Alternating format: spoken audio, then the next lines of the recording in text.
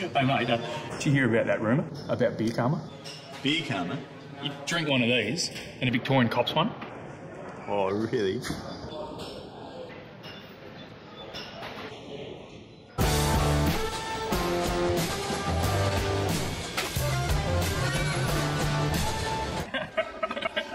They did claim to invent the footy.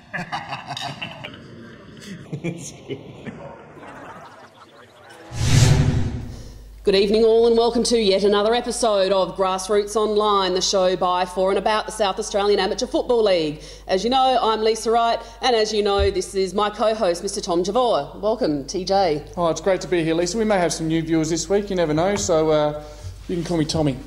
Hello. I'm excited, Lisa. Do you know why I'm excited? I'll give you 3 good reasons. Why? You want all 3? All right. 1, we're at Kenilworth. Yes. Of course, that's where I spend my time in summer. 2, their coach's name is Matt Damon. And 3, it's Amber's 11th birthday, which is, of course, Shane Baldock's daughter. So happy birthday to Amber. Oh, that's 3 very good reasons. And Shane was a bit sad that we couldn't get all his interview in the other week. Yep. So he was, in fact, so sad that I said, look, we'll make it up to you. We'll come out and do a bit of a show from the newly renovated Kenilworth Football Club, and we'll take a bit of footage of that after that you can have a bit of a look at. Yep. They've done a really, really good job, so yeah, go and have a bit of a nosy later. And he's done a lot of media work lately, and he's just starting to get a real feel for it, the great Shane Baldock, or Matt Damon as we call him. Looking forward to interviewing the great man who isn't half attractive, I might just point out as well. Married though, married. Sorry ladies. Or puss. Did I say that word? Sorry. Uh-oh. Carry on. Okay. Yes. Greyhound Racing SA Division 1. Well, you said last week the Goodwood Saints are coming. I did. I don't exactly remember my exact words, but they came and they came hard. It was 12-11, 83, Salisbury North 7-6, 48. In fact, you said that exactly last week. I think they came hard, yes. With Thunder. Yes, they had to take a scap above them. They have, so perhaps... That's what I said last week. Yes, and you know what? They've got 6th place shock this week. A win with Gazer playing Henley. All of a sudden, they're level on points and are only out of the 5 on percentage. Yeah. Without getting too far ahead of ourselves. Yes, absolutely. So, with the run they've got home, there's, you know, with Gazer probably, well, they're obviously not off the rocks yet, but with Gazer not performing as highly as everyone expected they would be, there's quite a chance that they actually could be that team that misses out. Yep. Someone I spoke to recently was Gavin Colville, of course, coach of Henley, and he said to me, beware Goodwood Saints. He said, you look at the list's names are as good as ever, and they're only 1 year older than they were last year and 2 years older than they were 2 years ago. It was deep, I know, the conversation, but he said beware of Goodwood. Funnily enough. Anything else in Div 1 that took your fancy? No, the big result for me was the one I tipped, and I believe you tipped against me, and as did most people. I tipped Port District would beat Tea Tree Gully, and they did. Accurate kicking, 17-9-1-11, Tea Tree Gully 14-14-98. Uni had a 73-point win over PAC. What it says to me about Division 2, it's now a 3-horse race. Yeah, as I said, it's just clogged up that battle for top spot even further. And McDowell actually kicked 7 for Port District, and Toasty. Stevie Ray Clay. Kick 6. Yay, Toasty. So obviously that now leaves Uni, Gullies and Districts all on 9 and 3 with 4% between them, and I think it's only about 0.4% between Gullies and Uni, and then you've got Mowbray and Walkies and Portland all on 7 wins, but Mowbray half a win in front. Yep. After their draw, I think, with Eastern Park earlier in the year. And I think that half a game might just be what keeps them in the 5 at the end of the season. Yeah, it's good to see Port District's up and about. They had a big pre-season and a lot of talk, and they've come good, so well done. And Stevie Ray Clay, of course, he captains and coaches their Gaelic footy team right here at Kenilworth in summer.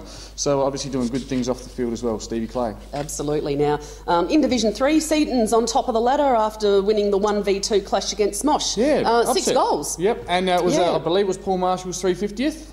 Well, that's the rumour going around. I haven't actually confirmed that, so it's all rumour and innuendo at this point. But congratulations to you if you did there, Marsh. Yes, old Grandpa Marshall doing very well. Of course, 5 times best and fairest winner at Portland, and before he head back to Seaton, and I think he was actually at Smosh as well at one point. Could have been. Yeah, so a big win there. But for me, Div 3, it's still a race in 6 because the third through to sixth, they're all sitting 7 and 5, and 7 and 5 is not a bad win-loss ratio. All showing the signs, certainly. Yeah, obviously the only thing, Athelston there has a fairly healthy percentage, having I think it's about 10% over Payneham, who are sitting in 6th at the moment, and that probably comes from the fact that they belted PNU by 12 goals on the weekend. Yes, they did. Yes, they did. What happened there? I don't know. I wasn't you weren't there. Oh, I'm sure you heard. Did you hear stories? They were crap. Okay. Oh, well, that's well, there's not a lot you can good say as for about business it. anyway. I guess some days you have good days and some days you have days you bad don't. days, and Athelston were on and we were not. And what's probably our biggest worry is our home form isn't as good as our away form. But we were away this week to Mitcham in a big game, so we'll see how we go.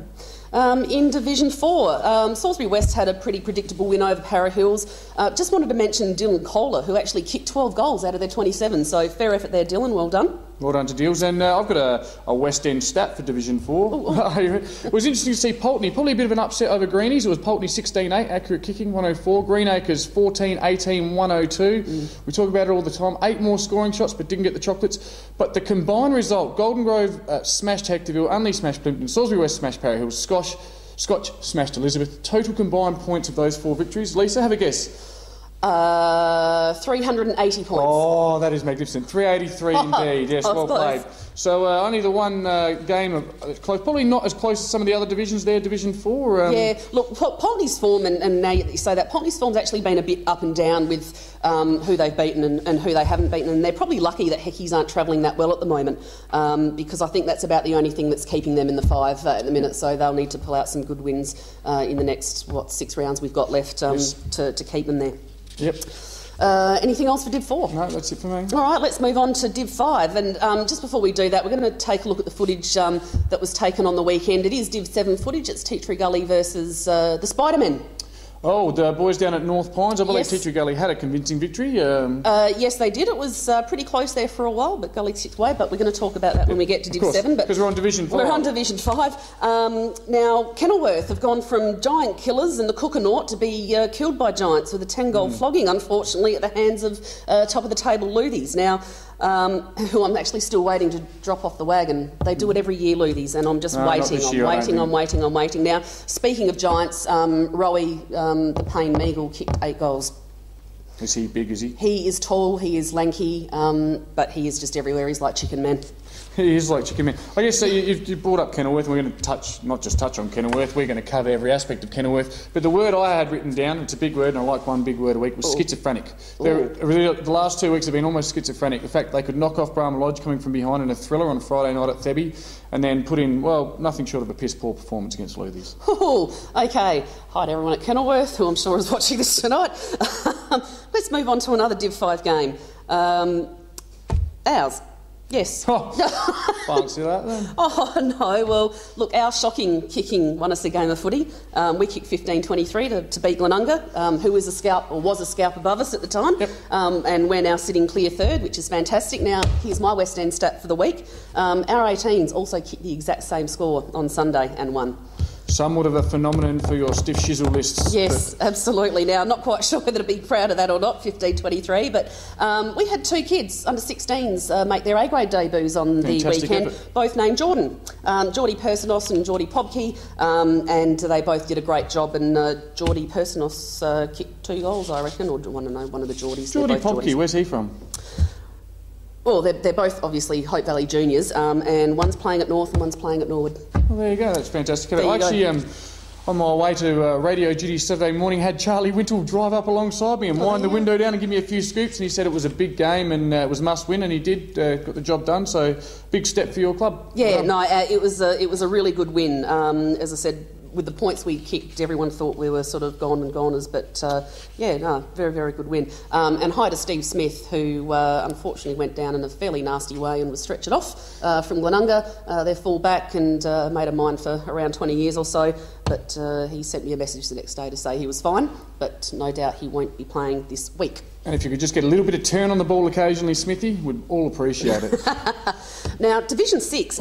Division 6. You know what? I reckon this is probably, despite the ladders, probably one of the most exciting divs in the league, and mainly because the results are never predictable. They're like chocolates. You don't know what you're going to get.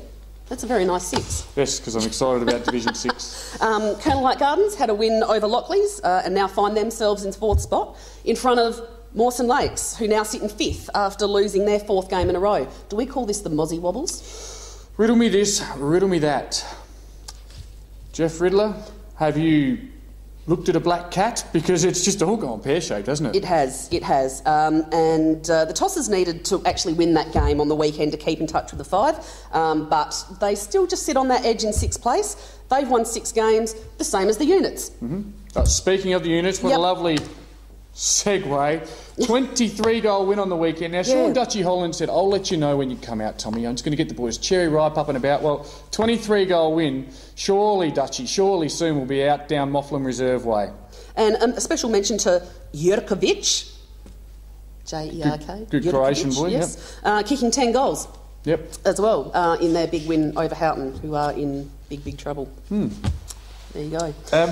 So now that we've watched all the footage, we can move on to Div 7, unless you've got anything else about Div 6. No, I've got a Div 7, just interesting, Mitchell Park, who we will be heading to in the next 2 weeks. Big 118-point win, and without getting ahead of ourselves and discussing final segment details, play Teachery Gully this week, who we've just looked at in a 1 versus 2 clash, should be huge. Yeah, absolutely. Now, I'm also not sure what happened here, but Henley are sitting 3rd. Don't know how they've done it. I think they've been travelling just a bit under the radar with their decent win over Modbridge, obviously Modbury. But as I was saying before, Brodie told me after the game, thank you to Brodie Forbes, he took the footage, by the way. It was a real contest at one stage, but after the half, Gullies just kicked away, winning 22-13 to 13-2, and that's 13-2, very accurate kicking there by the Spiders. It is. So there you go. That's SAAFL football.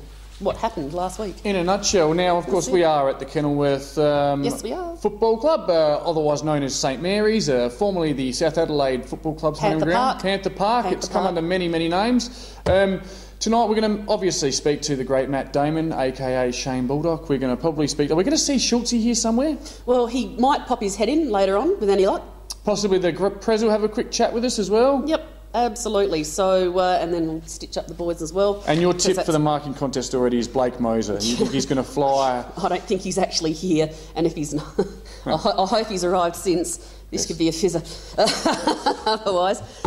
Anyway, that's the end of segment 1. We'll go out now, the bit of Coach's Corner, Teachery Gully Division 7. Who's the coach, Liz? Stuff. His name's Peter, I think, and I can't think of his surname. Great eye. Thanks for stitching out there. Sorry. You saw I didn't get his last name, did you? Anyway, we'll be back shortly. When we're going into our forward line now, come on. Right, quite a few times we were going in there, the ball was cutting a bit short, right? They were dropping back in there. I'd rather give it a little bit more air.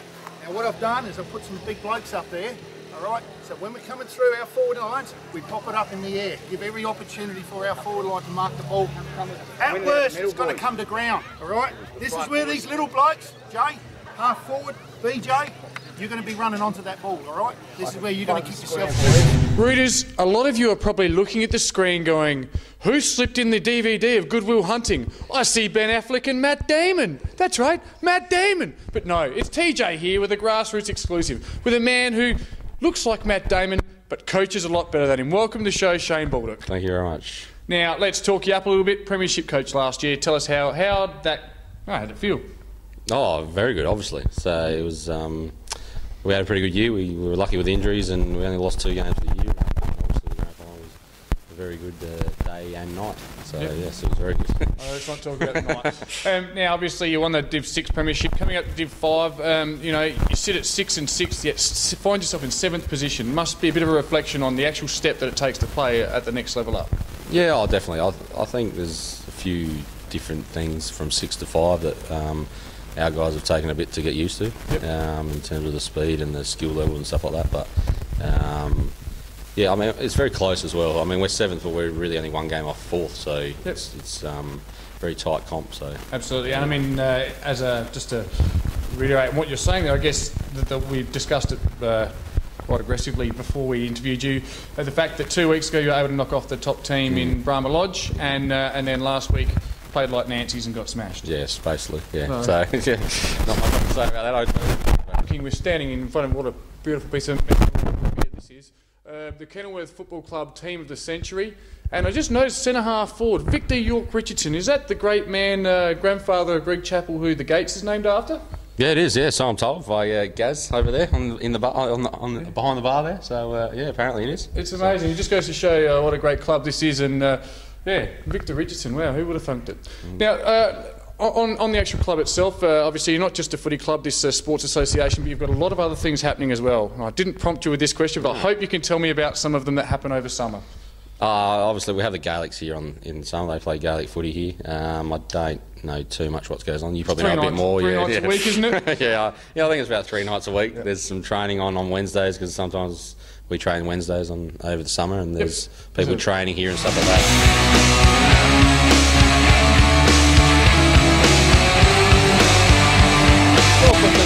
Kenilworth club rooms, and we're very proud of it because a lot of the work was done by our players, even my own son who's an apprentice, and so that was the best thing about it. It wasn't just money, it was hard work. So come in and have a look. Gary Simmering, President, Kenilworth Football Club. Feel like a roving reporter. Okay. Doesn't this look fantastic? It is. We've raked the ceiling to bring a bit more air. And of course we've reclaimed some of the visitors' change rooms to make it a bit more unfriendly for our visitors. But, thank you very much. Sorry about that, Hope Valley. It's good. Yeah, we've gone from about a 30 seat to probably 50 to 80 now, so that's good. So you fit everyone in? Yeah, well, we're really struggling to fill it there. Now, this actually wasn't here, so you've built out as well? That's right. We built underneath the veranda, and yeah, when there's not many people around, we get the old spears out and throw a few darts. And we've got the windows there, which is lovely. You can never look out before, so and they open, so we can have some of our supporters give some friendly advice to the umpires. as they do. Yeah. Let's head over to the honour board. Now, this has obviously, well, not a new board, I suppose, but a bit bigger than was it before? Well, we've been carting this honour board from the days back at the Parklands, and we took it to Kernlight Gardens and Burnside, Kensington, and we've finally got over 100 years of history up there, thanks to Robbie Kerr, who's been brilliant. He got honoured as a life member a couple of years ago, and so he should have, yeah. Oh, and that's fantastic news. Look, the rooms look absolutely fantastic. I guess if we can go on now to some off-field stuff. Kenilworth this year off the field, how are we going? Yeah, we've been up and down. We started poorly, come good, and then we throw a few patchy ones in. But even after the games, you know, we have a good crowd here. We fire up and have some fun. Last Saturday with the ladies' night was an absolute corker. So I heard. I heard. We could rename it the Full Monty, but it was a good night. And then some nights, we're closed up by 9:30. So yeah. I think every club's like that at some point during the season. Now, I guess on a more sombre note, and for those people that don't know, but Kenilworth lost one of their legends earlier on this year, yes. in Art Bradshaw, who ran the best barbecue in the amateur league by a country mile. Oh, yeah. Very sad loss. It was. It wasn't just losing a club member. He was like a friend. Even though he was 101 when he died, but he had the brain of somebody 60, 70-year-old, and he told a mean joke. He had a good laugh, and he was just warming for the whole club. He was, and I bet the barbecue hasn't been the same without him since. Oh, you wouldn't believe it. We've got a bloke called Rick who's been taken over, and he's just rubbish. Absolute rubbish. And I see you've very nicely honoured him with his name on the bar as well. Ah, yeah. Him and his great mate Bill Maguire, who they both worked in the fruit and veg industry, and they both become distributors in the end because of Bill, and they went overseas together, and very close they were. And we lost Bill when he was 97. So if you hang around the Kenilworth Football Club, there's a fair chance you're going to live to a ripe old age, by the sounds of things. Oh well, I'm an old fart myself. So. Now, finally, obviously, as I said, a lot of this has been done with absolutely no help from the council at all. It's all been players. Did you want to give a shout to maybe some of the sponsors that have that have helped to keep the club running all year? Really, the sponsors, I've gone a blank, but but the main instigator was Steve Buckley, and he got all the sponsors, and he was like the magician. It was like one of those things, he'd just turn up with a trailer and have a new fridge, and LMAC Builders, which it was through him, they were fantastic. Thank you, Keithy, over there. Thank you, Keithy. That's Matt Damon's dad, by the way. That's right, yeah. The legend of Matt Damon. Yeah, fantastic. Well, as I said, the place looks an absolute treat, and all the best to Kenilworth for the best of the year, except when they play us, of course. Oh, thanks, Lisa. No worries. Thanks, Gary. Cheers.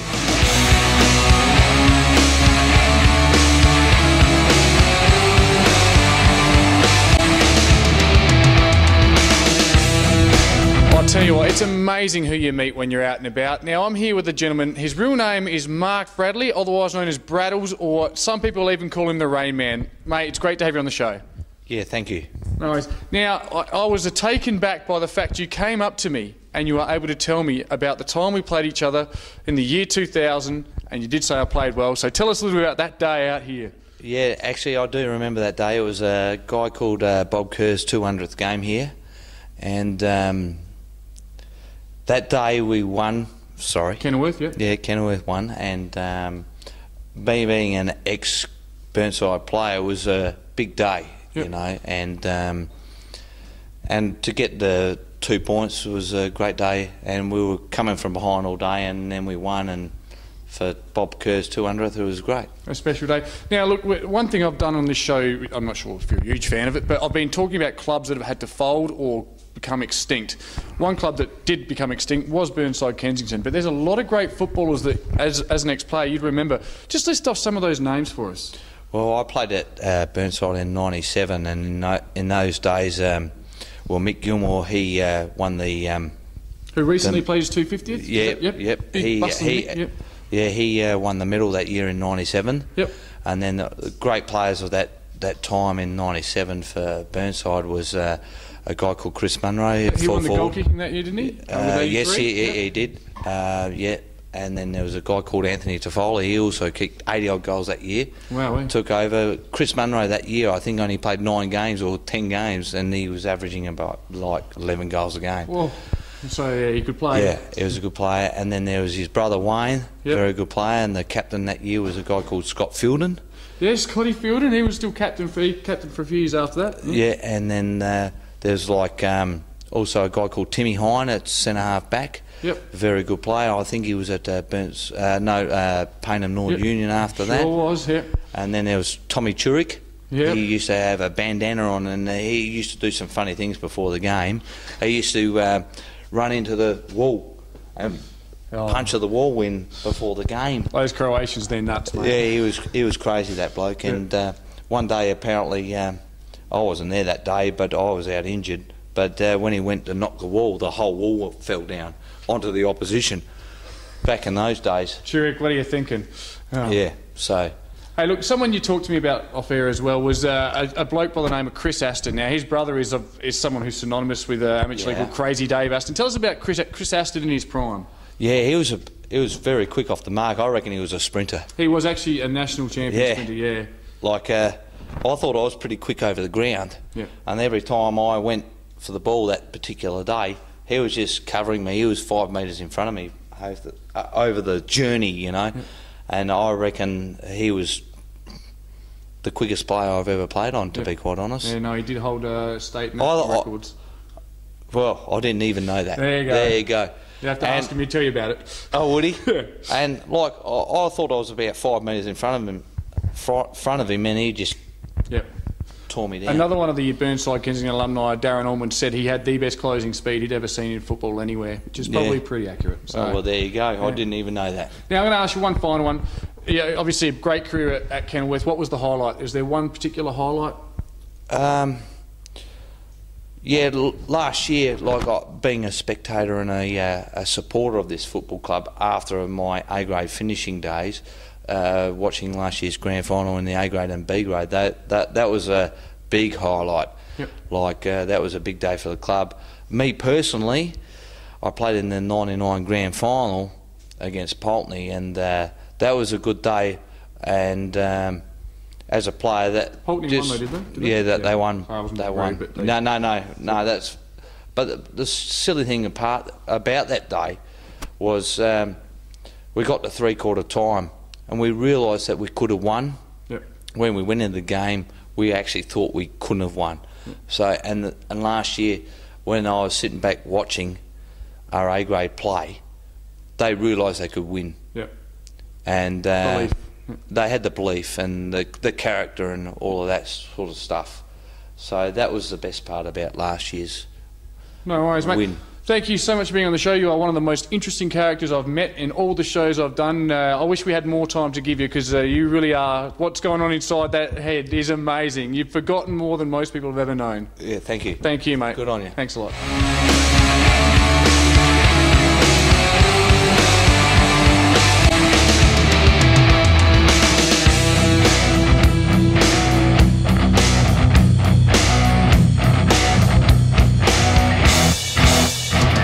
Nick Chesser, play A-grade and play in the centre. Mark Anderson, play B-grade, play on the wing. Peter Diamondopoulos, A-grade, ruckman. It's within walking distance of my house, so that's pretty good. Keithy. He's a legend, and he's sexy. I've been here since I was baby, so... Yeah, I don't know. That's it. That's my reason. Zach Ellis, because he's ginger and he loves himself. Zach Ellis definitely loves himself, and he has red hair and sick tattoos. Yeah, Zach Ellis for those exact same reasons.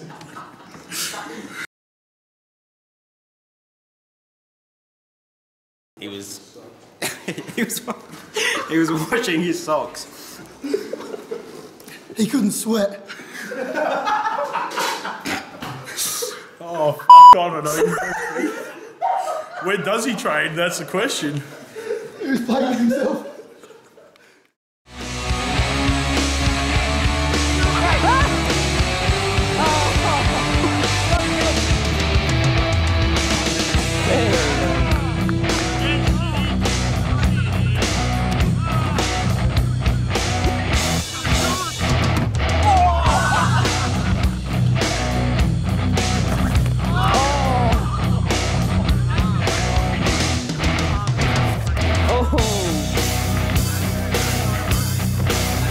There we go, that'll do.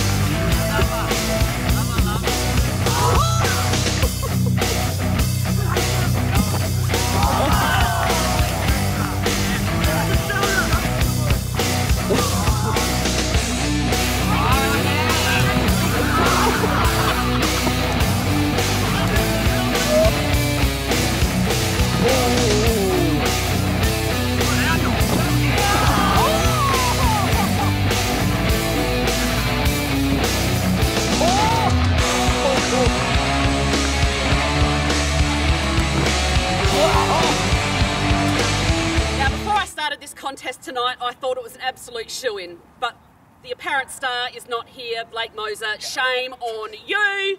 However, we got some absolutely cracking marks, as we normally do, and these three were the best out of these two and a half were the best out of the lot.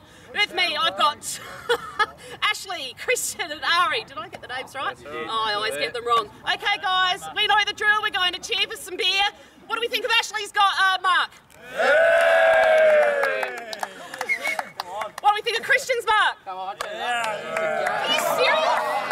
Definitely won. Ari didn't even take a mark. What did we think about that? Got it. Ari gets the beer.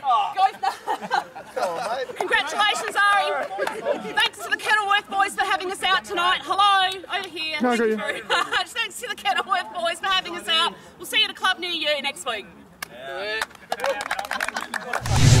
Welcome back, Rooters. It's been a very entertaining night at the home of the Kookaburras here at Kenilworth, and well, great show, hasn't it been, Les? Yeah, absolutely. Yeah, always fun out at Kenilworth. They're a good bunch of blokes. Yes, and always very welcoming. Of course they are. Now we've got a couple of milestones this week. Yeah. Did you want to go first, or shall I go first? You can go first. Okay. Well, I got an SMS on Saturday morning from Golden Grove B-grade coach Phil Jordan, very, very dear friend of mine, and said, watch out, I'm playing my 150th, which means they must have been very, very short for numbers on the weekend. But he said he kicked 2 and passed off 2 and thought he did really well, but we're just all proud that he actually survived the game. Well done, Geordie. Well done. Good man. All right, I've got a good one. I've got a pretty good one, actually. This one, I'd like to thank the good man Michael Stevens, who gives me a lot of good Broadview dirt. Sorry, yes, it's Steve-O that gives me all the dirt these days. The big Steve-O. This one is a man that I call the dish licker, but he calls the German, Tom Schlicker. He's playing his 100th game for Broadview this week. That game is at Broadview Oval against St Peters. I'm going to try and get down there and get some footage of that. Yeah, I'll try. Yeah. Probably more likely the B grade, but we'll see how we go. A bit of history on Tommy Schlicker. Only 21 years of age to play 100 games. Very impressive. He was a 2009 Premiership player and had an outstanding game that day. I watched that. Last year he played the State 23s. And Steve-O's actually made the prediction, if he can learn to speak English properly, he will be a future captain of the club. So good luck there to the dish licker, Tom Schlicker. I'm sure he'll have a great day, and I reckon it'll be a great game, Broadview and St Peters. Yeah, it will be. Yeah, Broadview a bit down on form, but as I said, hopefully they can... Probably got... At least make it a good game. Well, at Henley last week, apparently they were very, very close to knocking him off. Henley ran over them late, so there's a little bit of form to go into the game, so we'll see how they go. And St Peter's just gone off the ball just a touch, so could be a lot closer than what people think. Peaking a bit early, you think? Something like that, yes. Now, the other one, we did touch on it in segment 1, but Gazer versus Henley at Clemsick Oval. This one is so important for Gazer to...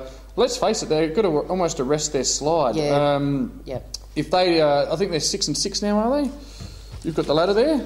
I think you can find they're 6-6. Yes, 7-5. 7-5, sorry.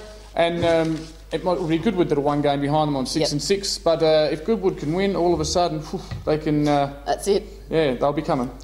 They can. And if they do, I think the others might even have something to watch out for, being that they're very experienced around that time of year. Yes, they certainly won't be scared of playing finals football, and a lot of gentlemen who've played a lot of experience and will be up and about for it. Football's a funny game. It's only the beginning of the year we were doing the Goodwood loss counter, and now they're fighting for the 5. Yes, they certainly have turned things around, and we expected them to turn it around, but I honestly didn't think they'd make the 5, but there's certainly a chance now.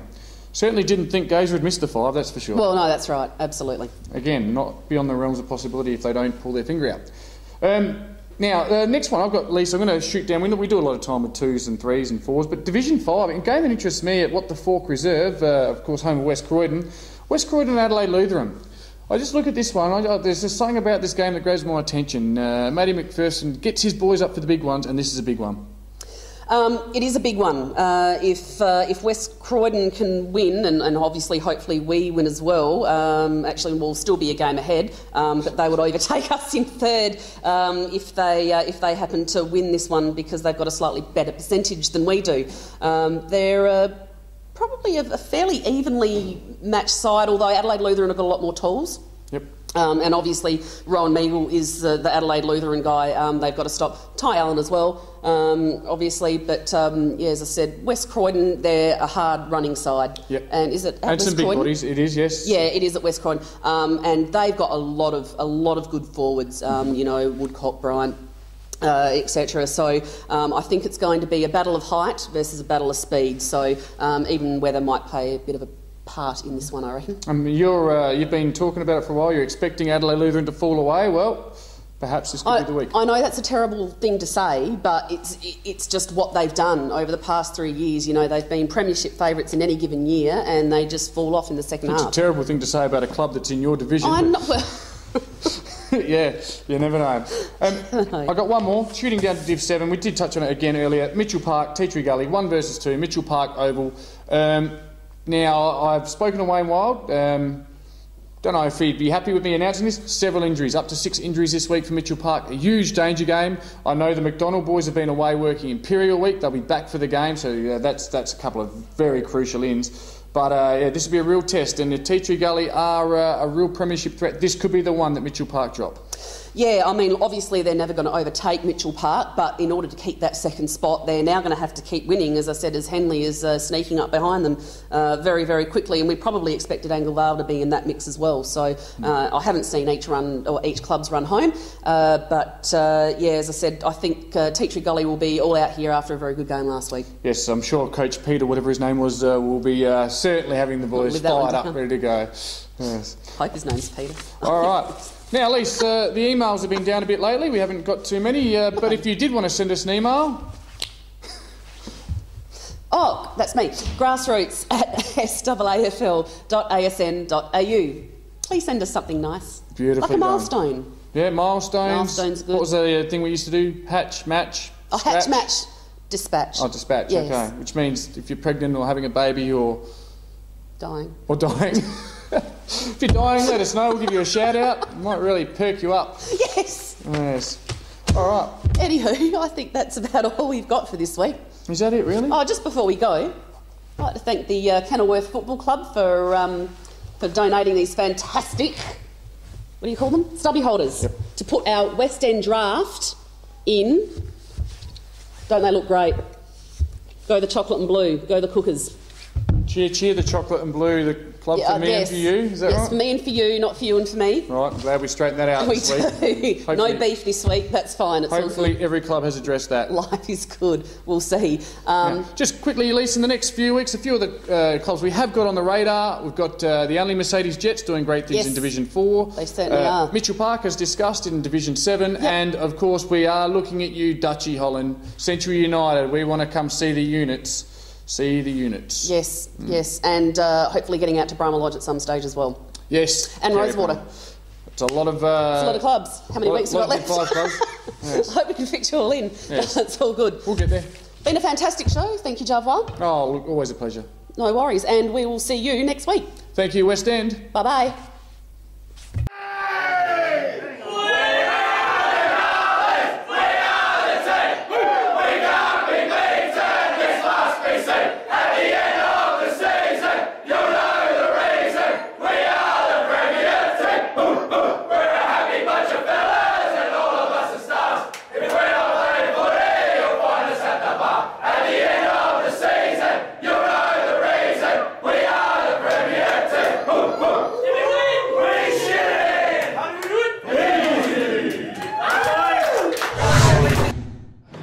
Hey mate, did you hear about that rumour about beer karma? Beer karma? You drink one of these and a Victorian Cops one. Oh, really?